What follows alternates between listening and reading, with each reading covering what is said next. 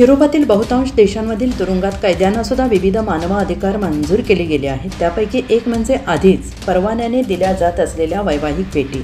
आणि हे लक्षात घेऊन इटलीने देखील कैद्यांसाठी शुक्रवारी खास सेक्स रूम तयार केली आहे। त्या दिवशी एका कैद्याला त्याच्या महिला जोडीदारासोबत या खास खोलीत भेट घेण्याची परवानगी देण्यात आली। इटलीच्या मध्यभागातील उम्रिया राज्यातील तुरुंगात सुरू झालेल्या या सुविधेमुळे कैद्यांना त्यांच्या पतीपत्नी किंवा जोडीदारांसोबत खाजगी वेळ घालवण्याची कायदेशीर संधी मिळणार आहे। विशेष म्हणजे इटलीच्या घटनात्मक न्यायालयाने दिलेल्या निर्णयानंतर ही सुविधा सुरू करण्यात आली आहे।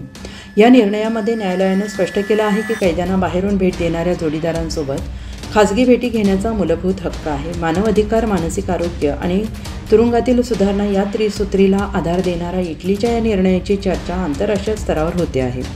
टर्नी येथील तुरुंगात झालेल्या या पहिल्या खाजगी भेटीविषयी ते म्हणाले आहेत की सर्व काही सुरळीत पार पडले याचा आनंद आहे, पण या प्रक्रियेत सहभागी असलेल्या व्यक्तींच्या गोपनीयतेचे पूर्णतः रक्षण करणे आवश्यक आहे। ही एक प्रकारे चाचणी होती आणि ती यशस्वी ठरली। पुढील काही दिवसात अशा आणखीन भेटी घडतील।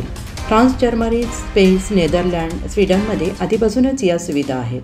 2024च्या जानेवारी दिलेल्या निर्णयात न्यायालयाने नमूद केलं होतं की कैद्यांना त्यांच्या पतीपत्नी किंवा दीर्घकालीन जोडीदारांसोबत कोणत्याही सुरक्षा रक्षकाच्या उपस्थितीशिवाय खाजगी वेळ घालवण्याचा अधिकार असावा।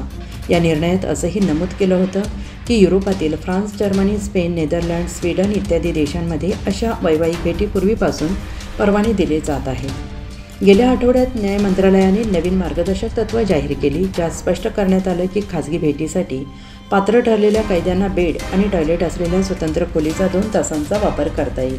तिथे इतर कोणी असणार नाही।